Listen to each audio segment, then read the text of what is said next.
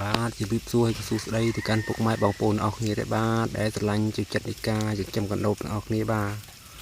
គឺកណ្ដូបខ្ញុំថ្ងៃនេះគឺវាចាប់ដើមចាប់គូខ្លះឲ្យពុកម៉ែបងប្អូនគឺវាដល់4 10តែ4 5ថ្ងៃទៀតហ្នឹងវាអាចនឹងរកពងឲ្យពុកម៉ែបងប្អូនពេលអញ្ចឹងបើបងប្អូនណាត្រូវការកំងពងពូជយកទៅចិញ្ចឹមបន្តអីហ្នឹងក៏អាចតាក់ទងមកខ្ញុំបានតាមលេខទូរស័ព្ទដែលនៅលើអេក្រង់ផ្ទាល់តែម្ដងបាទឥឡូវនេះខ្ញុំក៏ចាប់ដើមប្ររិចត្រង់ថ្មីទៀតដែរពុកម៉ែបងប្អូនបាទខ្ញុំប្ររិចត្រង់មួយទៀតបាទតែត្រង់ហ្នឹងគឺវា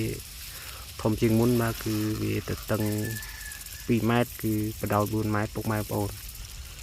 តែកម្ពស់វានឹងប្រហែលជា1.7 ម៉ែត្រពុកម៉ែបងប្អូនតែត្រង់ហ្នឹងខ្ញុំធ្វើលក្ខណៈថាវាជារាងមូលពុកម៉ែបងប្អូន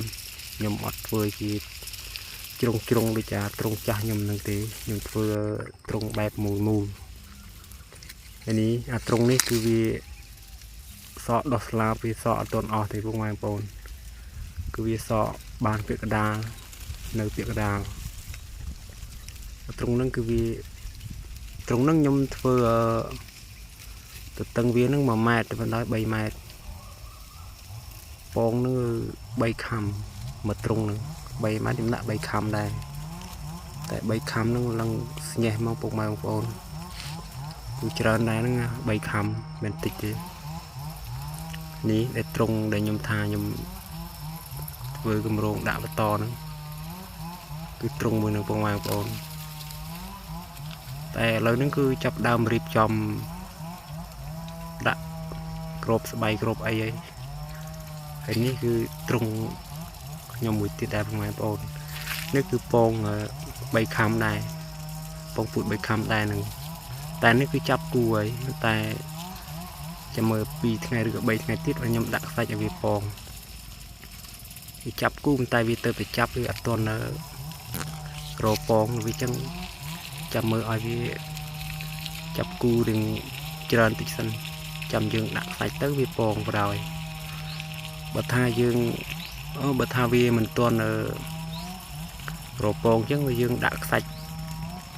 ទៅគឺវាអត់មានពងទេពុកម៉ែបងប្អូនដាក់ខ្សាច់ទៅគឺទុកចោលហ្មងចឹងវាស្ងួតដូចខ្សាច់បើសិនជាយើងឃើញវាចាប់គូច្រើនហើយគឺអាហ្នឹងយើងដាក់ទៅវាដឹងថាដាក់ទៅនឹងពង 100% ពុកម៉ែបងប្អូនឥឡូវត្រង់ខ្ញុំគឺមានតែ3 ត្រង់ទេហើយធ្វើអាធំនេះមួយទៀតគឺវា4 ត្រង់ពុកម៉ែបងប្អូនហើយអាត្រង់នេះមួយទៀតគឺអាត្រង់តូចទេអាហ្នឹងស្បៃសពង2 ខាំទេខ្ញុំដាក់ភ្ញាស់នៅហ្នឹងតែនេះចាប់គូមុនគេអាហ្នឹងគឺវាដាក់ពងខ្លះហើយតែអាហ្នឹងថ្ងៃហ្នឹងគឺខ្ញុំដាក់ដីខ្សាច់វាពងថ្ងៃហ្នឹងហើយបើខ្ញុំចែកមើលនឹងអាចវាហ្នឹងខ្ញុំឃើញមានពងវាពងដាក់អាចវាខ្លះហើយទៅពេលអញ្ចឹងអាហ្នឹងគឺវារកពងពិតប្រាកដហើយពួកអីអាហ្នឹងវាចាប់គូរយៈពេល1 អាទិត្យអីតាមខ្ញុំឃើញវាចាប់គូ